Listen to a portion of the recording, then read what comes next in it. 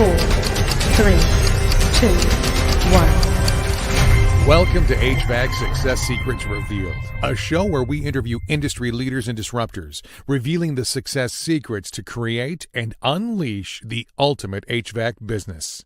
Now your hosts, Thaddeus and Evan. Hey, welcome back to another episode of HVAC Success Secrets Revealed with Thaddeus and Evan, where we have good conversations with good people, and any good conversation worth having is worth having drunk. Cheers, gentlemen. Joseph, thank you so much for joining us. Appreciate you. As you can see down in the lower corner, now we don't just have the On Purpose Media logo sponsoring this show, which is our company. We also have the lovely folks from Sarah Systems as our first real sponsor that is not our own company sponsoring this show. So thank you so much, Sarah. For more information on them, you can visit them at sarah.tech, and we'll give more of a proper readout for them here in the show. But first, Joseph Toppi back on the show. Thank you so much for joining us, Joseph. He was one of our very first guests that we had on the show way back. I think it was episode 2 that you came on, and we are now on episode number 84. So thank you so much for coming back, Joseph. It's been a minute since we had you on here, but Joseph is a business coach. He is a trainer with High Performing Contractor. He runs an amazing Facebook group with that. Also has his coaching business where he does one-on-one consulting as well as group coaching as well. And he doesn't just come from a perspective of being a coach and trying to help business owners through that. He's lived it himself, having run his own concrete business, successfully sold it as well. And so he comes from a place of experience. And that's one of the things that I admire most about most coaches is when they come from that place. And I truly admire about you as well. So thank you so much for joining us, Joseph. Thanks, man. Well, thanks for having us back. I didn't realize, wow, it's been quite a bit of time going from second episode to now today. So congratulations on, being in it for so long. That's awesome. Well, a lot has changed since when we first started doing it too. I think when you were on, we were on Zoom, and we just went live, and it said live with Zoom on the bottom, and there was no colors, there's no fancy graphics, from there. So definitely a lot has morphed and changed for us over the last coming up on 2 years. Absolutely. Awesome. My background's changed like 4 times, so it's been good. Well, why don't you give us a quick update? High Performing Contractor, where is it now with the community that you're creating with some of those coaching groups and things like that? Where is it now? What's been updated? What's new? What's exciting? And the value that you're bringing people. And I do have a quote off your website that I want to get into as well, but I'll let you go ahead and share first. Absolutely. So one of the biggest things that we did is we stepped away from a lot of the one-on-one, just so we didn't get overwhelmed with so many clients and not be able to serve the ones we had with excellence. And in that, shift it more towards providing, learn as you go type courses, training, different products and trainings and coaching that way. We found that it was a little bit more digestible from our clients, especially, working with contractors that are they're so busy. They're doing work, to try to schedule a time. Generally it's in the evening. Now you're taken away from their family. They're drained at the end of it. So giving them something that they could work through and then having that support if they had any questions along the way. So kind of switched to that type of a model. Been well received. Guys are, pushing through with it. Again, 3 areas that we service and we train and coach is finances. So your business finances, employee management and leadership, which right now, if there's ever been a hot topic for, business, it's employees right now. And then your strategies and systems. So I love it. So why would you say that's such a hot topic right now? Right now, let's go straight for it. Let's go straight for it. Well, you know what? Employees, finding employees, keeping employees, managing employees for the last decade has been kind of touchy, but especially now, the atmosphere out there with trying to find people to work, and it doesn't matter if you're a construction company or Chick-fil-A, everyone's having employee issues. So helping contractors on taking a look at the changes that are happening, hiring processes and practices today are not the same, and you can't use the same as you did 5 years ago, 3 years ago, 2 years ago. So really walking through the process of attracting, the hiring process itself, managing, and being able to keep employees. Love it. Well, and you've got a free resource on your website as well where it talks about the cost of employees. Absolutely. Most business owners probably wouldn't be able to put an actual cost on their employees because they strictly think of it as, well, I'm paying them X amount per hour. Maybe they go a little bit deeper and factor in, the extra taxes that they have to pay and contributions they have to pay and things like that, benefits, but rarely would they be able to come up with an exact dollar figure. So why is that so important that you need to know exactly how much an employee is costing you? If you don't know how much they cost, how do you know what you're charging is enough?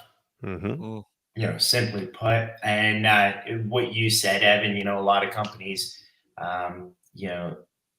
would struggle to say, hey, my employee that I'm paying $25 an hour is costing me $34.67.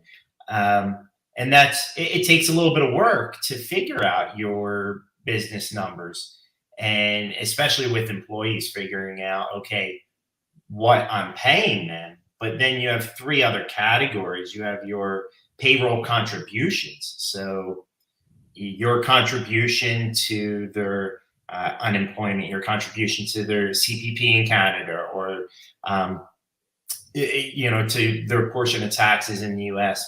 Then their benefits. Do they have a cell phone? Do they have a meal allowance? What other benefits are you paying for? And then liabilities. What are the liabilities that this employee now is costing, and really drilling down on that? Because again, right back to what I said a couple minutes ago, if you don't know what they cost you, how do you know what you're charging is enough? Mm-hmm. No, 100%. And I know this is something that we talked about with Billy Stevens a couple weeks ago as well, where he goes into that a little bit. And this is something that Sarah is really great for. And here's where I'll tie in a little plug in for Sarah.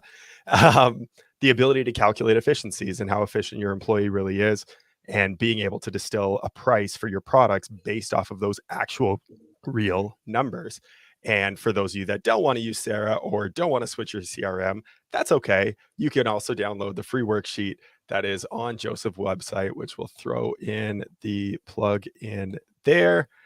Oh, you clicked at the same time, bud. I was doing it for you. Highperformingcontractor.com. Scroll to the bottom of the page, employee cost worksheet. It's down there on the right. Download now. It's totally free, no obligation, but definitely a great free resource. So thank you, Joseph, for providing that, because it is so important to distill the real cost of what an employee is putting out for you. And this is something that I know we're currently working on for our business as well. We're distilling it down for every single package that we offer, compared, onboarding a new client all the way through to the end, which our business is a little bit different because we put in such a heavy upfront workload with new clients.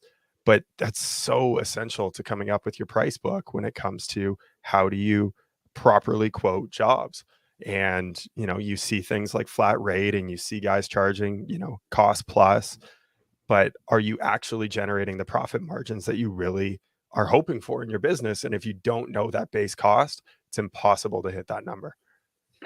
Absolutely. And that was the whole basis behind the Construction Numbers Mastery program that I put out, which the free employee cost worksheet that you referred to on my website, that's actually part of that Construction Numbers Mastery. But it was to really drill down on employee costs, equipment costs. What's my overhead budget?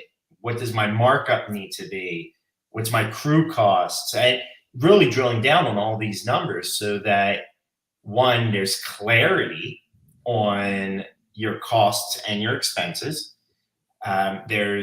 You're working with accurate numbers. You're able to know not only the costs that you have to recover when you're bidding or estimating, but also what your overhead is and how does that work into knowing what your markup has to be able to recover that overhead and make a profit. So that whole program was something that I actually built for myself and saw tremendous results from it, and have ran hundreds of contractors through it, and they've seen the same results. Yep, 100%. Coming back to the culture piece, because obviously, as Michael Scott clearly identified for us on The Office, it's far more expensive to find new employees than it is to retain the old ones. So being able to identify a culture gap within a company, how would you go about doing that and working with your coaching clients to help build a culture that is going to help retain employees and keep them around for the long term and avoid some of that churn and turnover that you get? One of the first biggest steps is the company standing on what their core values are. And let's even back up before that, a company having core values and knowing that. Because a culture has to be congruent with the values that the company holds dear.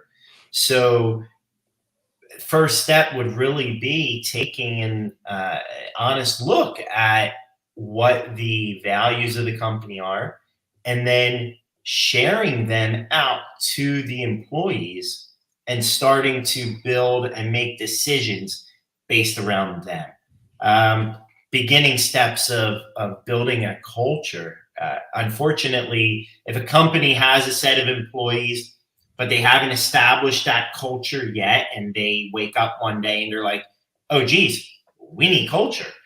It's really, you have to rally the troops, and you need 100% buy-in from the employees. The days of, I'm a Wild West boss that I can do what I want, say what I want, act however I want, treat my employees however I want, and they're going to listen, and they better listen or else they're going to get fired. Those days are over. So, the first step of that culture is saying, okay, this is what we believe in.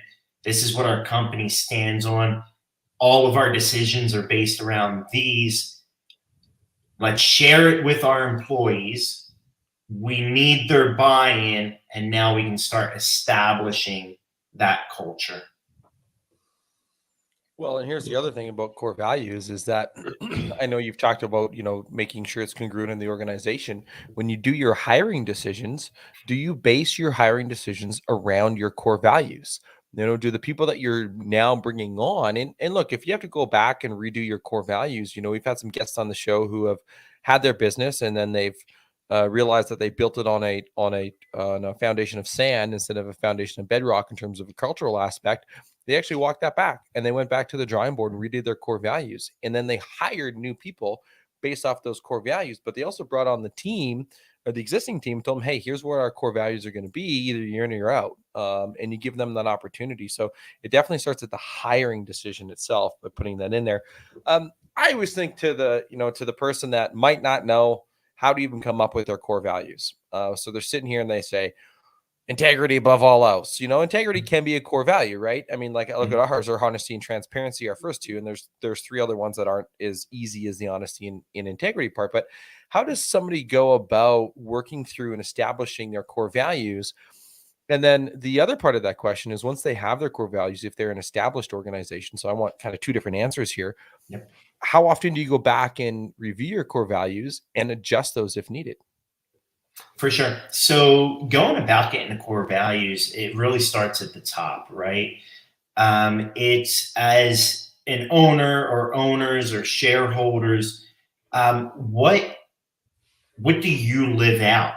It's hard if I'm one way, but I want to set values in a company that are completely opposite the way I act every day, the way I believe in, what I, think and hold as value.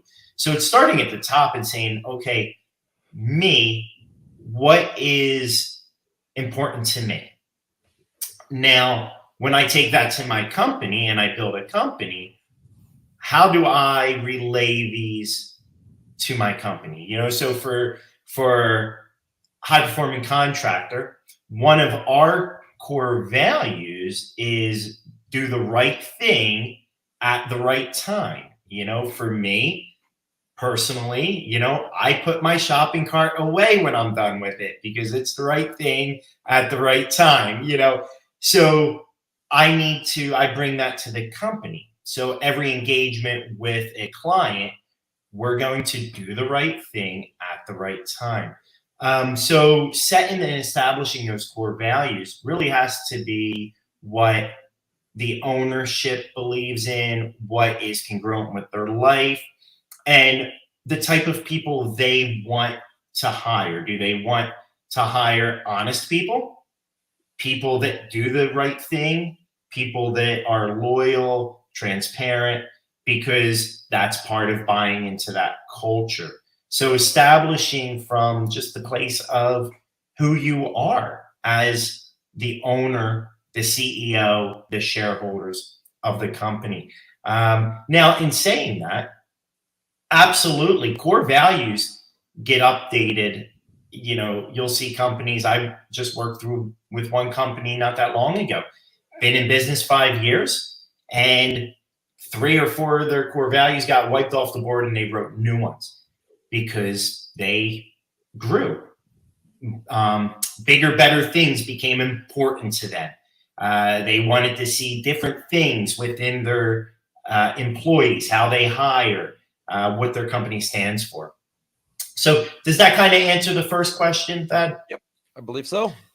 Second question is, it's very important for core values to be communicated frequently with the team. This is where you'll see a lot of companies, they might put their core values up on the wall of their boardroom or on quarterly meetings, go over and review the core values.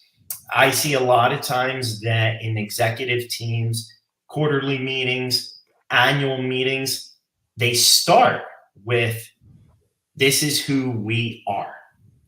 Because that's what a core value. It's not a pretty list of, adjectives and adverbs.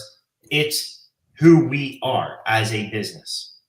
So they start off the meetings going, this is who we are. So an annual strategy meeting, it might be, this is who we are. Do we still believe this? Do we still think this is who the company is? And it leaves open opportunity to go, you know what? We've hammered loyalty in. Our guys are loyal. We know that we hire based on that. Maybe this is a better value than loyalty going into this next season. So how often should someone audit that?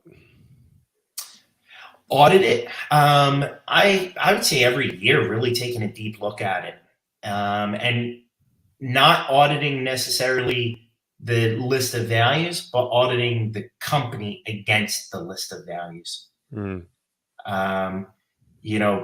it's easy to take a list of values or, core values and say, okay, well, we can substitute this out, substitute that out. But first, you need to look at the company. Are we living up?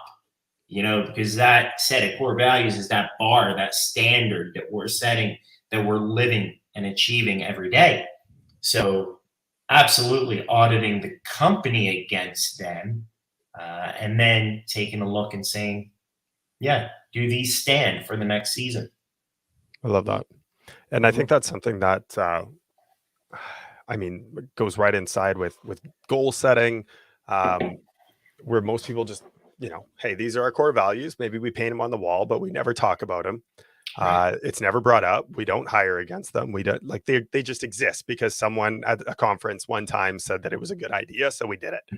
But there wasn't a lot of thought put into it. We spent about 20 minutes on it, and now it's painted on our wall, right? Goal setting. Oh, we want to do 20 million in the next 3 years. They write it down on their sheet. Oh, we're really hyped about it. And then it ends up in the drawer and they never look at it again. And they don't have an actual relationship with these parts of their business. And these are some of the most important parts in terms of being your beacon that you're moving towards, that guiding principle, if you will, as far as something to go after. So I think auditing it at least once a year and seeing how your business stands up to that is a great thing to do. And how do you have a relationship with that continually, week in and week out, day in and day out, to make sure that you are living up to those principles and those core values and you're achieving those goals and you're following your numbers, because it's supposed to be your roadmap to your business, but most people just don't reference it ever.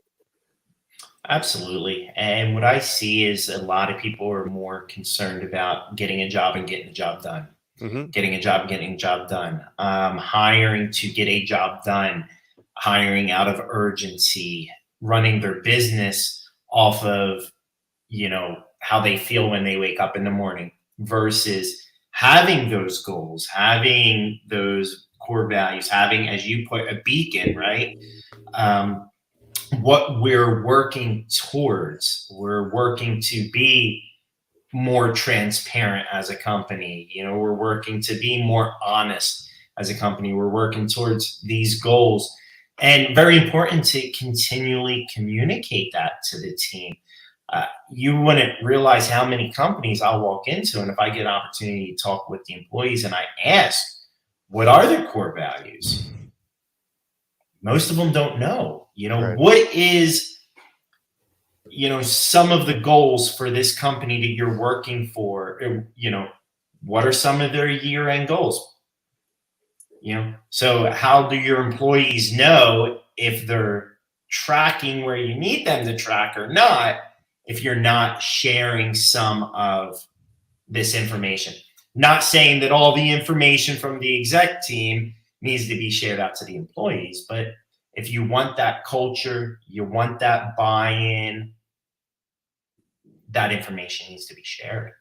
100%. Well, that's something that's talked about in extreme ownership, where if you want buy-in from your team, you need to explain why it is that you're making this change in the first place. Absolutely, 100%.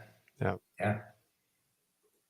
Well, I think just on that topic, anytime you communicate with the team about, you get the buy-in, right? And I think back to, I know Evan and I, you and I did that episode where I talked extensively about the one book that I read. I read more books than that. I kind of joke facetiously on that. But I don't read books, and actually, in fact, I listened to it. But the Thing About Hard Things by Ben Horowitz, Andreessen Horowitz, multi-billion-dollar VC firm. But he talked about at one point when he was building his business about having this tough conversation with his team that for the next 6 months, you guys are basically working 12-hour days, 14-hour days for 7 days a week. You get one evening off with your family, and then you're expected to be back here. Who's in, who's out? But he also gave the why in advance. And so not only when you communicate to your team, you also have to give the why behind it. Why are we doing it? Why are we making these changes? And when you can lead from this place of transparency about why you're doing these things, you're going to find you have better buy-in from your team. The worst you can do is, hey, I want to change our core values, but then you don't say why, you just do it. And they're like, well, what the fuck? I thought these were our core values. Why is he changing them? Why are we talking about our goals? Why did we change our goal?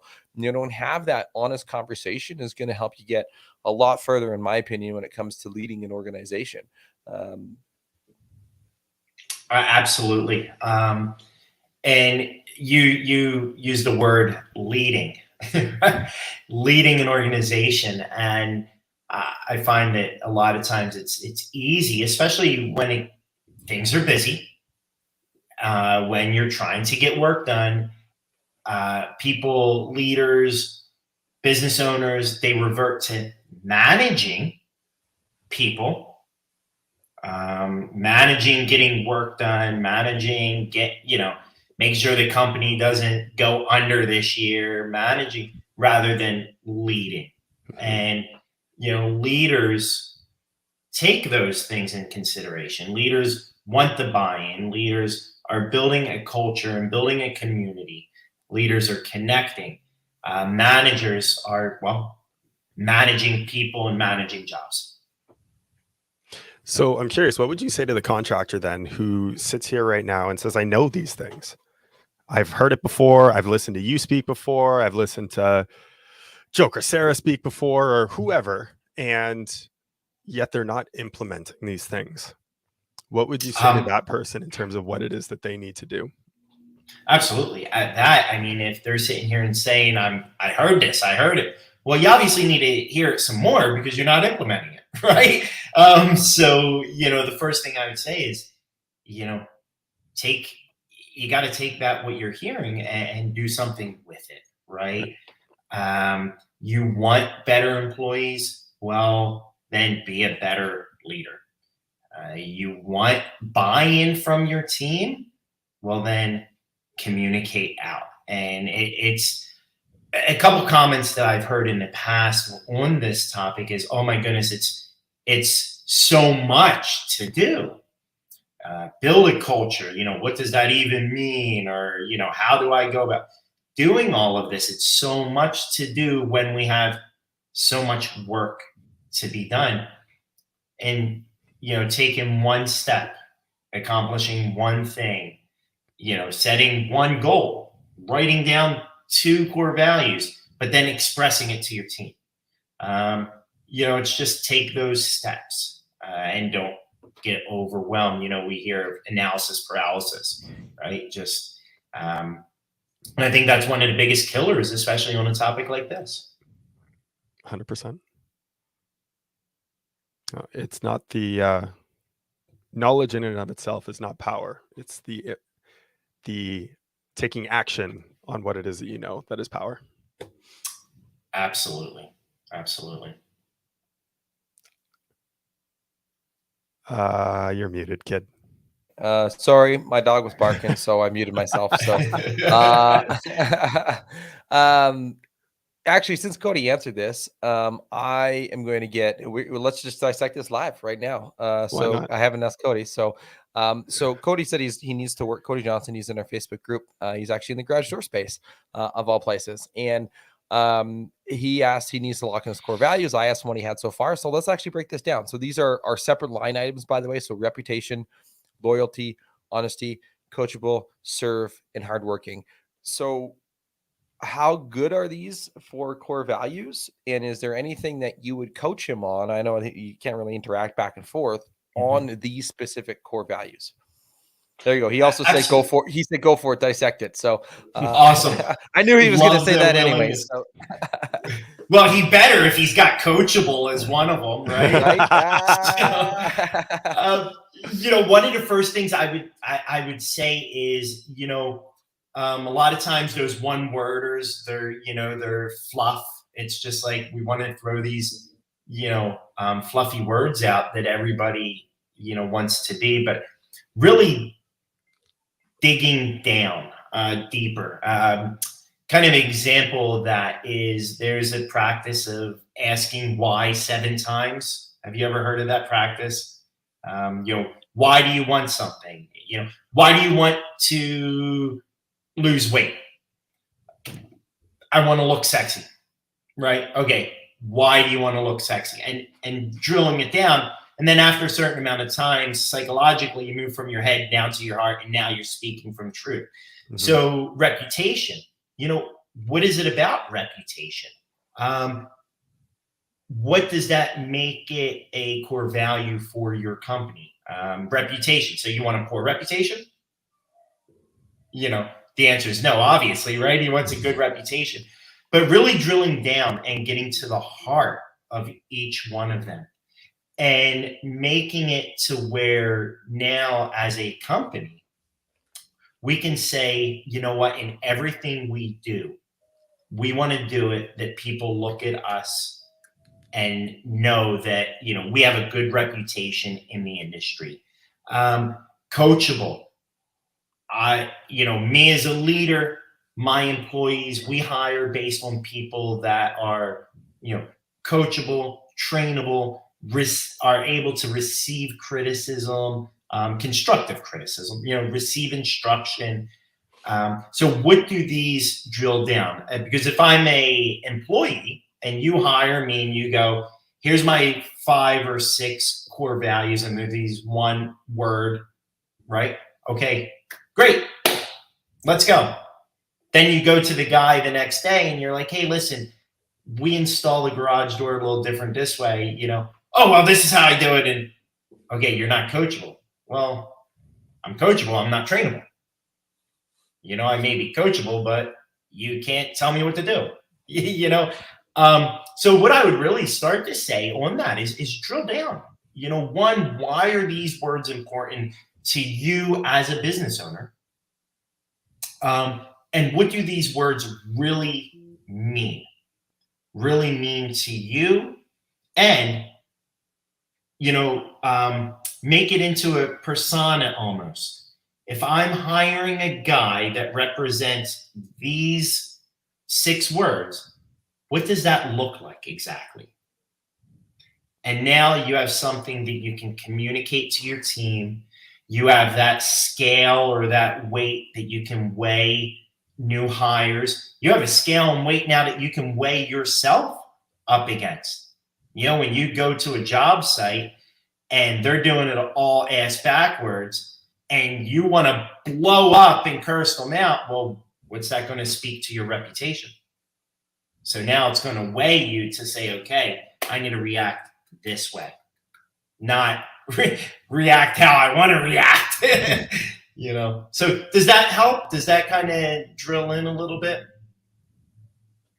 Absolutely. And I think the other aspect that I was looking at when I read off those 5 words on there was there's some overlap with them as well, where you could simplify it a little bit more and distill it down to maybe a single word or a single phrase that will encompass a few of them all in one.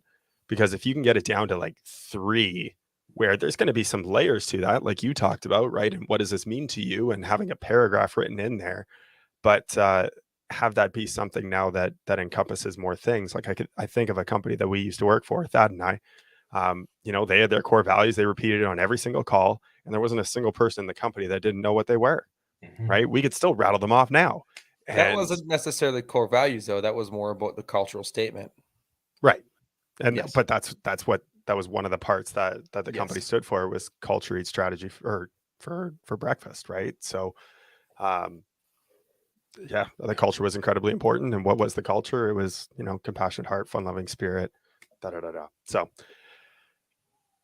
that was great. Thank you, Cody. Yeah, which is one of the reasons why we stayed at that organization longer than we probably should have, is because the culture was absolutely amazing, right? Absolutely. That's the thing, is that like people will stay in complacent roles if your culture is great. Yes. They will leave great roles if the culture sucks. Yep. Like, people don't quit jobs, they quit bosses. Yep. So, and one of the things, it's a corny phrase, right? Aren't they all? Something, right? But something that I'll say to business owners is, you're the difference between culture and cult. Right? You are you take it off of culture, you got the cult, right? But you're the difference between culture and cult. So when building a culture, making sure that you're building something that is not necessarily your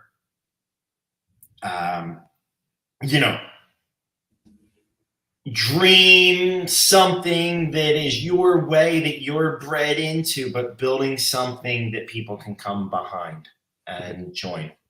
Right. Well, and you mentioned earlier as well, it's difficult to spend time on these things when we're living in the business and taking very little time to work on the business. Oh, another corny phrase, right? Good old Michael Gerber. But taking that time to work on the business. The great thing about culture is it's not something that you need to continually work on. It's something that you just live. Yeah. Right? When it's your statement and it's your motto and it's what you truly stand for, if you live it, others will get on board with that or they'll get out. It's not something you need to continue to work on. Absolutely. And, back to something that Thad said earlier was, when you're trying to build this and you got existing people, right, existing employees, you're building something for them, but now you're also building something that as you bring people in, they're already being judged by that. So it's not that initial fight every time someone comes in of this is our culture, like it or leave it kind of thing. So it might feel tough in the beginning and it's a bit of a hard work in the beginning. But as you continue to go and as you continue to live it out and make it lifestyle, and it's not just what you do, it's who you are, and everything is judged by it. And even clients now start, you start maybe turning down jobs that you might have taken last year that would have turned out to be misery. But you're going, no, you know what? This just doesn't feel right according to our culture. So now you're living it out and it just becomes more of who you are. Right. Heavy topics here when we're talking about changing who you are. I love it. Random question generator, one of Thad's favorite parts of the show. Question about absolutely nothing that we've been talking about, but you can always reference it back if you choose to. So we got three random questions. By the way, I did not choose these this time, and Evan did not choose these this time. Mallory chose these. So if you think the question sucks, blame Mallory. She's not even on to defend herself. She's in the background. So, so we got she three random questions queued up here for you, Joseph. You do not get to see what they are. You get to choose between A, B, or C. Which would you prefer, sir? Let's go in the middle. Let's go B. All right. Mountains or ocean? Mountains. Why? I like the outdoor activities in the mountains. Love the ocean. I mean, I just spent 7 weeks in Florida, right? But I live in the mountains, and I like the hiking, the waterfalls, the streams.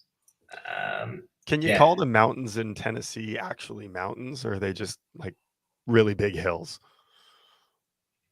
Well, I mean, you know what? I came from Saskatchewan, right? I was going to say, he lived in Saskatchewan where it was flat as fuck. So, like, the tiniest of hills is a mountain to him. Exactly. So, yes, I can call them mountains. Oh, I live near Banff.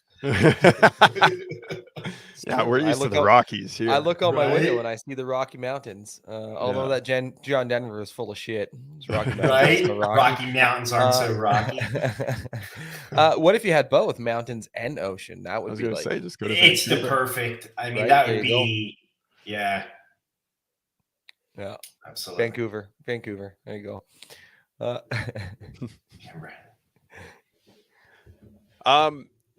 So where I want to go next, and this is a quote that's right on your website here, and you say, what makes a contractor high performing is their belief that they exist for a greater cause.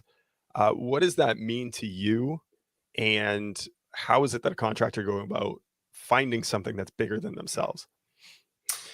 Well, I think that one of the biggest things in just existence, period, right, is for a greater cause, to make an impact, to serve, to benefit the world around them in some way. One of the biggest things as a contractor, as a business owner, is you have all these lives that you get to impact, being your employees, their families, your customers, that you get to impact. And how do you go about doing that? And is that of value? Is that important to you? This kind of came from a point in my life as a young business owner where I righteously failed at it. And it was something that I looked back and I had to learn on. And, everyone's going to think I'm a jerk, but I fired a guy on Christmas Eve for no other reason that we lost a big contract. So now I send a guy home on Christmas Eve to his family, to his kids, without a job. And at the time, being the dick I was like, okay, I did what was best for the company without looking at the impact that it was going to have on him, his family, his children. A time that's supposed to be a season of joy, of excitement, of, and looking back, it was a few years later that I looked back and I said, you know what, as a business owner, one, I did him a disservice. I looked at the financial, the business end of it more than the people end of it. And I had to reconcile with him, which I did much sooner than that, but I learned my lesson in that, hey, you know what? We're here to serve and make a greater impact on the people around us. And those that do, you'll notice that those companies that hold that dear and really focus on that are the guys that succeed. They're the guys that are able to get buy-in, able to build culture. Customers are attracted to them.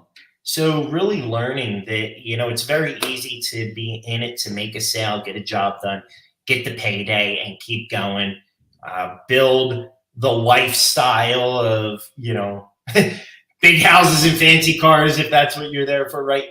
And step on the people to get to it. But those that, perform at the highest level are those that know that, you know what, I have an opportunity, like I'm in a position where I get to impact so many lives. How do I want to impact them? Well, and that's, yeah. It was interesting. We did a little bit of a study into it, trying to take into account, how many employees each of our clients has, plus our employees, times the average number of people in a household. And I mean, it's over 1,000 mouths that we're responsible for feeding every month. And that's just direct influence. That's not the ripple effects that go beyond that of, if we don't generate the results that we need to for our clients, the vendors that they use aren't going to be able to get paid. And like the massive ripples that carries month over month. And it puts a lot of weight on the shoulders a little bit. You get a little tired from carrying that sometimes. And it's invigorating to think about, how many people we have an opportunity to have an impact on. And that's just direct clients. That doesn't take into account the show and the ability to give back and contribute with that. So I think that was very, very well said and so true. Tony Robbins talks about the secret to living is giving, and the ability to give more than to something that's bigger than yourself. Yeah, Absolutely. It was beautifully said. Absolutely. I with the concrete company that you guys referred to in the beginning, we were up to 46 employees. And we also worked with about 50 subcontractors. Then we had our generals. We had our vendors, right? And our 46 employees, all but 2 had spouses. Then they have kids. Right. So when you're looking at that ripple effect and that kind of multiplication, and then again with subs, I mean, we would hire subs, and we were working with like around 50 subs who had employees, who had families. So how did we want to impact them?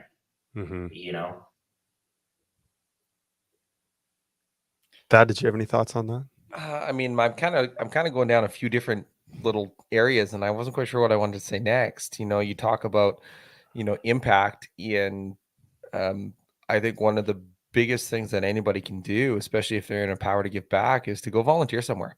Right. You know, that was one, you know, area that I wanted to go down, because when you volunteer and you can see bigger things than just yourself, I think that's what's really going to strike a chord, especially as business owners, you know, and business owners that have multiple people. And not to disclude anybody who's just them in their truck by themselves running their business. I don't want to disclude you from this conversation. You can still be part of it.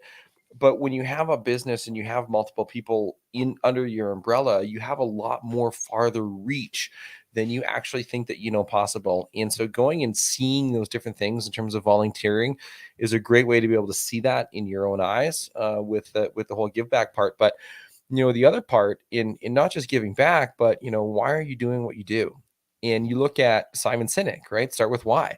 One of the phenomenal books of being able to understand. And you talk about, you know, being a high performing contractor, and we talk about giving back, and we talk about your employees and how many mouths you're going to feed. Those are all great things, but why are you doing what you do? Right? You know, why are you building your business? And if somebody were to ask me what my why is, I know my answer insanely quickly, right? I hear my kid screaming, crying outside the room. You know, I hear my wife deal with it. I hear the dog barking. Like, that's my why, right? I'm building this thing for my family to be able to do those things that I can do with my kid, my wife, when I want to, while at the same time empowering our clients to be able to do the same thing with their families. And when you get crystal clear on your why, it doesn't feel like a struggle going into the office in the morning.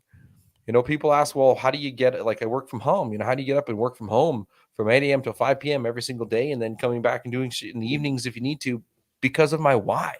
I'm engaged into why I'm building my business. And if you don't know that, guys, go get the book, Start With Why, read it, and figure that out for yourselves, because that's what's going to help you move your business forward even greater. Absolutely. And, you know, I like how you hit on the volunteer part, because that's, I mean, my whole life's been about volunteering. I think I even sent you guys over something not that long ago of an upcoming trip I'm taking.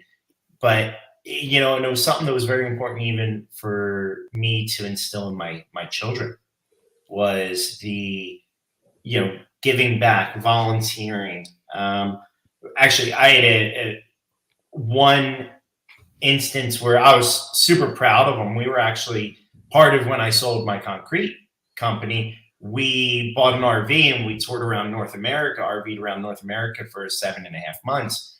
Well, we were in Jackson Hole, Wyoming, there to go skiing. And this was in 2016 when the Smoky Mountains caught on fire. And over 2,000 structures were burnt down. There was thousands upon thousands of people that, you know, had to be dispersed and lost their houses.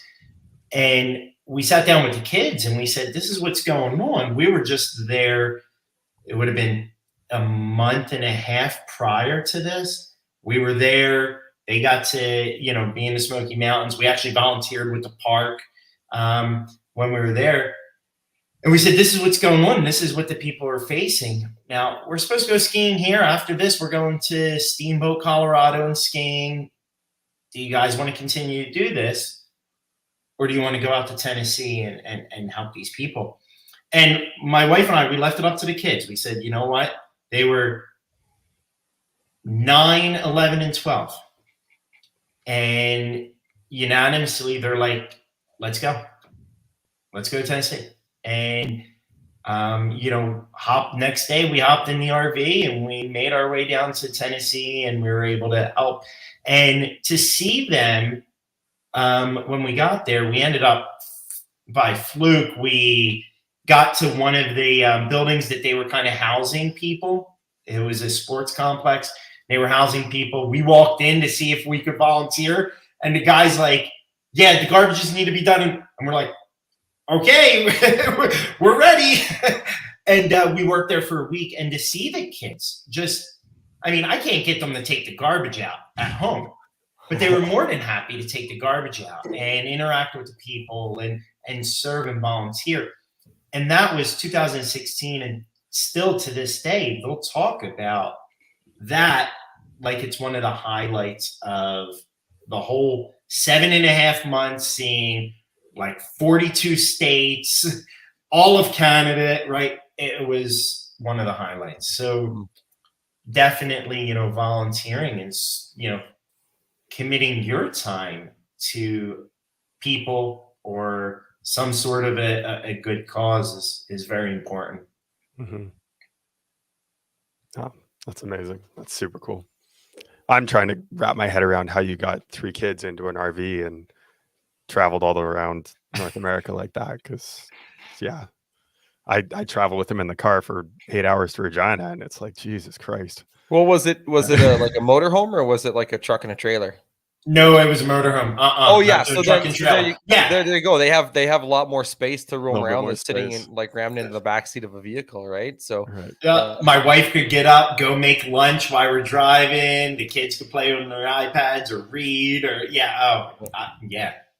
So space. There you go. That's the answer. Yeah. Space. There you go. So buy an RV, Evan. Buy an RV. Yeah. Done. Yeah. Amazing. Joseph, this has been an absolute treat. I love that as someone who professes to do things that are bigger than yourself, coaching, I mean, where else can you get a profession where you are living on a daily basis where you can give more than you receive? I love that you are in this field. I think it's a perfect fit for you, who you are in your nature. I think you're doing a fantastic job. You're helping people and you're making a difference on a daily basis. So thank you so much for that. We do have one final question for you though. And that is, wait. We only dropped his website. If you want to get in touch with him. Yes. Yeah. So Joseph at highperformingcontractor.com, his website, highperformingcontractor.com. These are all going to be in the show notes. And if you want to reach him on Facebook, you can check out HP Contractor, facebook.com/HP Contractor. So there we go. There we go. Now, and we did talk about it earlier.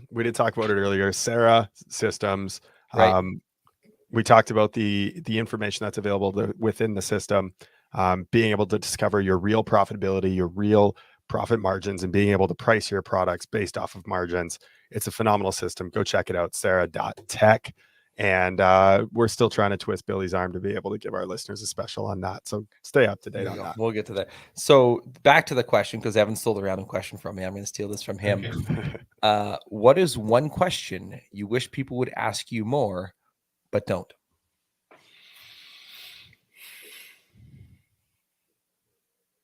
One question I wish they would ask me more, but don't. Are we talking personal or about their business? Any way you want to take it. Open-ended. Oh, that makes it dangerous. On a business standpoint, I wish they would ask more about leadership, how to be a better leader, not so much how to find employees, but how to be a better leader. So let me ask you this. How can somebody be a better leader? Become who they want their employees to become. So, starting with being who they want their employees to become, it's hard to lead from a position of, expecting more from the employee than who you are. I love it. Well, I'm taking the time to actually identify that. That's one of the things that I think is missing from most goal setting practices that people have, is they'll sit there and they'll write out their goals, how many people they want to hire. And then they figure out, well, what is it that I have to do in order to achieve this? Right. And very rarely do they take a step back and think about, well, who do I need to become in order to attract this level of employee? Who is it that I need to become in order to become a leader of this size of a staff? Who is it that I need to become in order to run a $20 million organization? Absolutely. And, I reached over. Like you're about to grab something there. I reached over. Let me see if I can get it. Yeah. So I have five pillars to hiring better employees. And that is number 5. There you go. Be what you want your employees to become.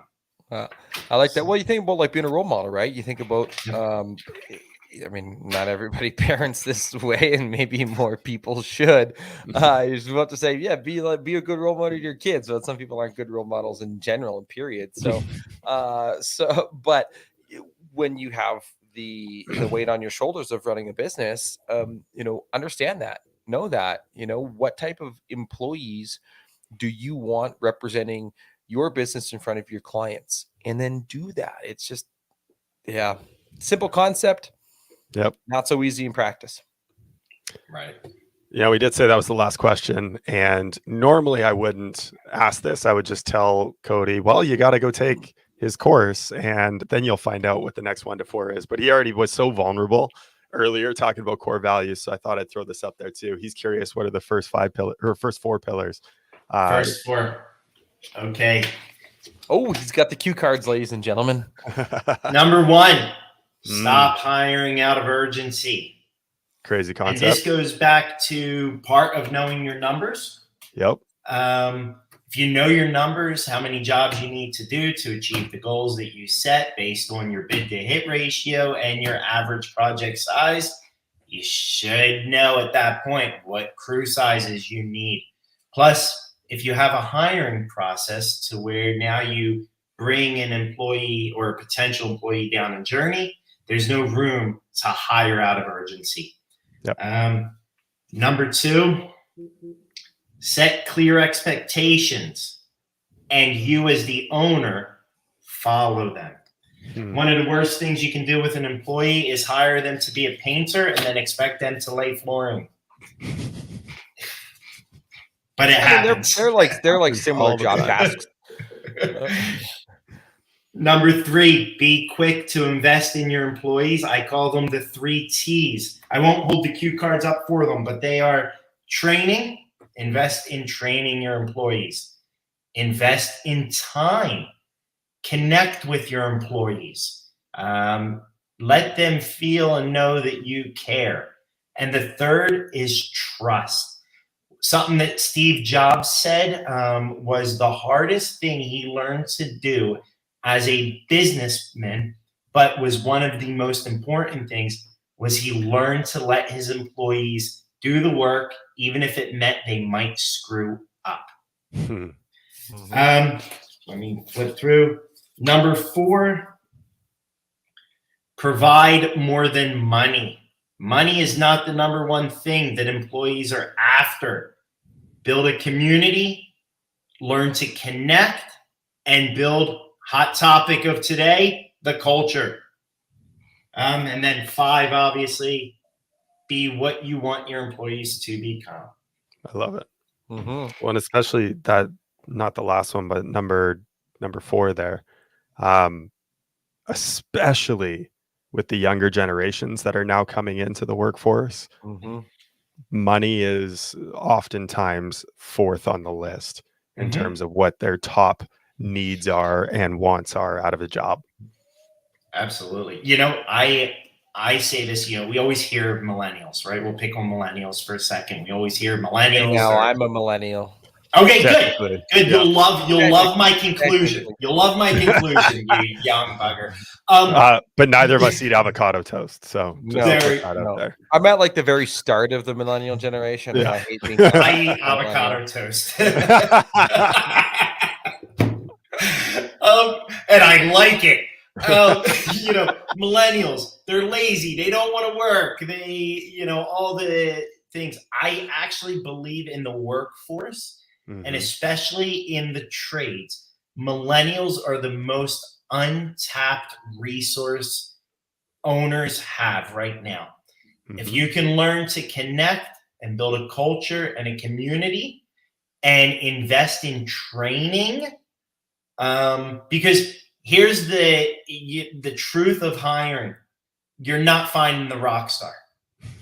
You're not finding the guy that has all the experience in the world and he knows what to do.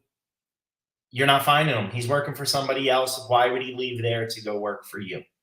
Not saying it doesn't happen, but that's where the training comes in. If you can build the community, have a good training program, millennials are a fantastic untapped resource. It's true. Agreed. If you want to read about a little bit into the different generations and how they operate and like the cycles of the generations, go read the Fourth Turning. It's a phenomenal book. I absolutely love it. I'm not going to get into it now, but there are archetypes that each of the different generations fall into, and it is fascinating to see how it's actually coming full circle now. So there's a little nugget I'll leave. Well, and on that note, thank you so much, Joseph. Appreciate you, my friend. Thanks a lot, guys. cheers. Cheers.